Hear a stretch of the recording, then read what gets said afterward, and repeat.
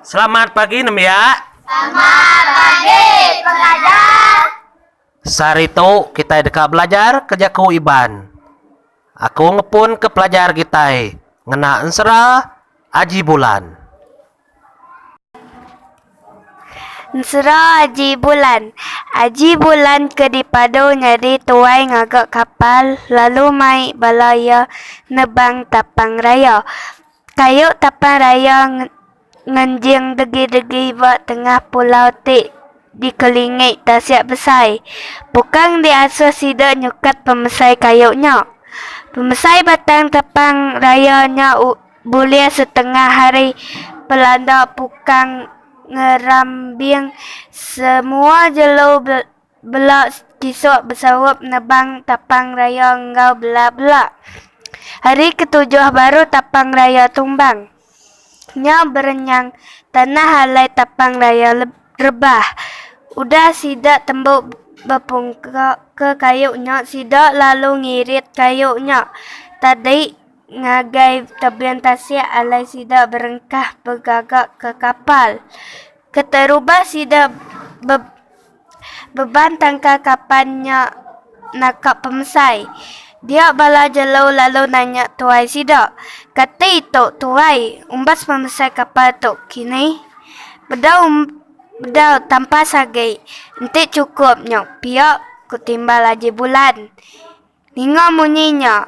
Nyok bertekisuk bala jelau nampas kapalnya nitia kepada tuai sidak. Lalu ngujung ke kapalnya mesai Bandung. Kati umbas tetuai ko sekedar jelau nanya baru. Bedawah asuh miat kagi piak ketimbal aji bulan. Ninga munyinya dia bala jelau kebukai nampas kapalnya. Tadi lalu ngujung ke ia nyam mesai perahu. Juga bala ia kelancat lagi. Jampat nanya tuai sida.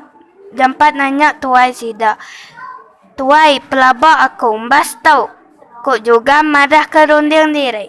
Dini umbas pansap aginya. Kok terenggau aji bulan.